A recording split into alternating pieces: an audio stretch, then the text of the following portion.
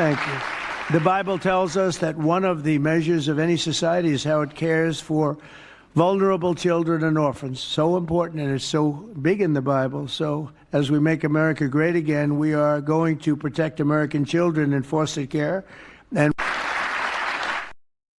so that was Donald Trump talking about the Bible. And if you've been seeing all the stuff that's been leaking about Epstein, and we've not even seen all the files yet, if you've done like me and dove down into a rabbit hole of that, then yeah, if there's an afterlife, Donald Trump definitely needs to be brushing up on his Bible. But the fact that he sits there and talks about the Bible says to take care of children, when he's had ICE agents out here zip tying children together, when he has been he's the guy that put babies in cages, and he's the guy that went to bat so hard against babies eating this holiday season.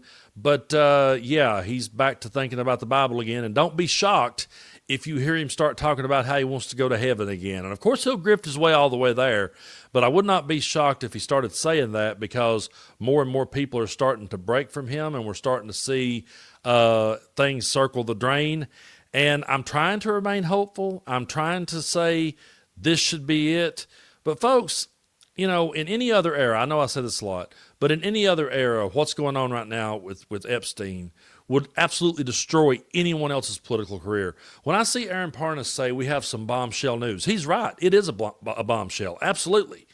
But we live in a world where we became so desensitized to Donald Trump and his bombshell news that a lot of this stuff gets away from us. And I don't think we can let this stuff get away from us. And I think the Republicans are going to have to step up to the plate and really go hard in the paint just once against this guy, because they're going to have life after him. I'm going to bring this article up here from MidasNews.com, because this right here is something that I really hope we see happen, and it's going to happen if we're ever going to get Donald Trump out from behind that desk. So right here, folks, this one's a good one.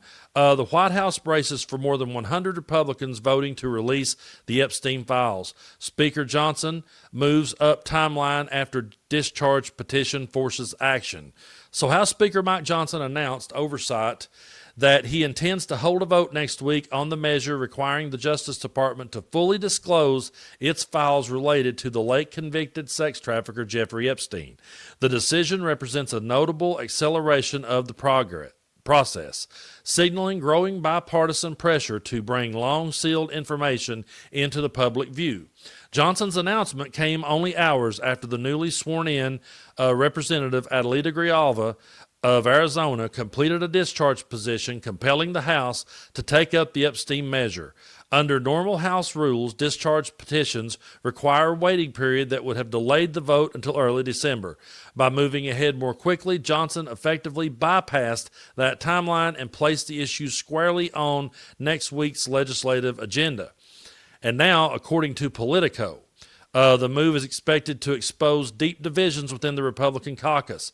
Many GOP lawmakers are anticipated to break ranks, potentially more than 100 members, despite Donald Trump's insistence that concerns surrounding Epstein are a Democratic hoax. The high number of expected defections suggests the rank-and-file Republicans are eager for transparency on a matter that has fueled public suspicion for years. Despite this, only 4 Republicans joined all the Democrats in signing the discharge petition, but following Grijalva's swearing in, several Republicans have already come out and signaled their support for the full House vote. If the measure passes, it could compel the Justice Department to release all of the remaining Epstein-related documents, potentially shedding light on the long unanswered questions about his criminal network, his influential associates, and circumstances surrounding his death.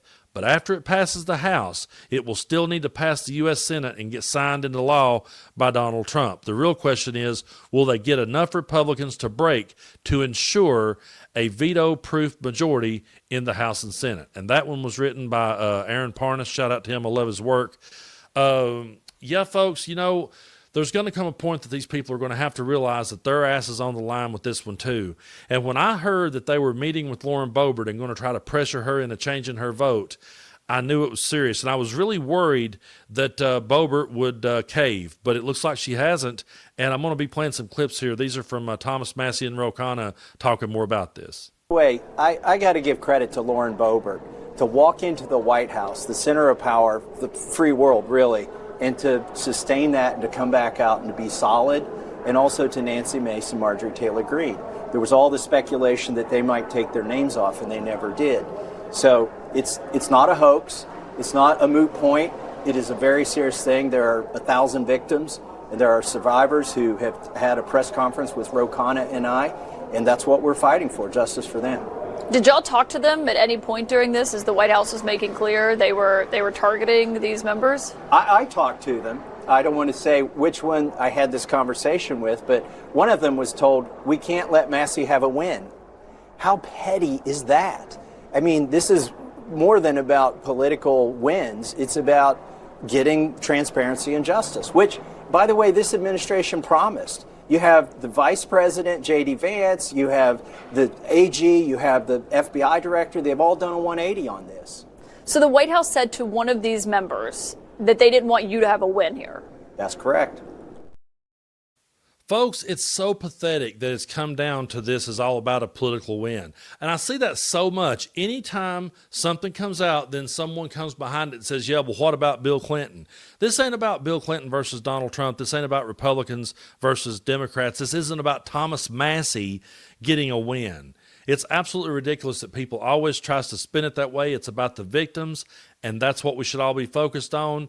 And if the victims, we want to see people brought to justice for the victims, regardless of their political party.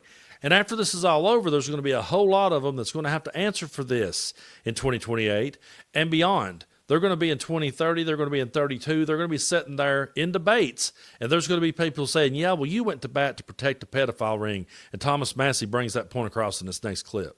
And how many Republicans do you think will vote for this on the floor? Well, I've already had a couple Republicans tell my office privately that they're going to vote for it. And I think that could snowball. The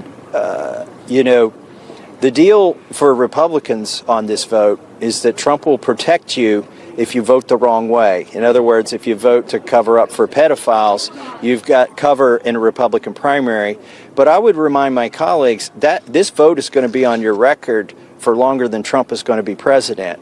And what are you going to do in 2028 and 2030 when you're in a debate, either with a Republican or a Democrat, and they say, how can we trust you? You covered up for a pedophile back in 2025. And the goal for Thomas Massey then, Jake, is to get...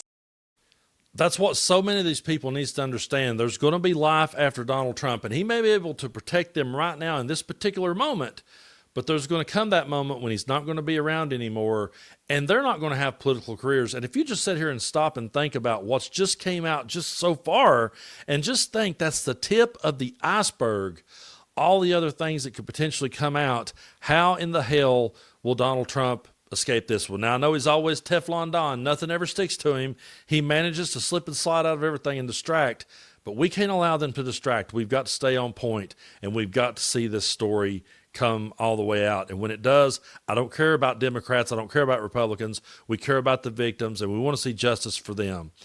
But when this is all said and done, the Republican Party, the one that claimed to be pro-life, the one that claimed to care so much about children and protecting children, they're going to be the ones that went down protecting the biggest pedophile ring ever, the biggest child sex traffickers.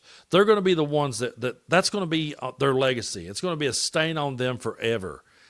And they're also the party of January 6th. So that's the type of people we're dealing with, and I know that I say that all the time, but I just want to keep bringing it across. We're not dealing with reasonable people here. We're dealing with people who are so spineless, they'll go to bat for a president now, not having the foresight to realize that they're not going to have a career when it's all over. It's absolutely shameful. It's absolutely disgusting. We have to hold their feet to the fire. And if that's just the tip of the iceberg, what the hell is that iceberg?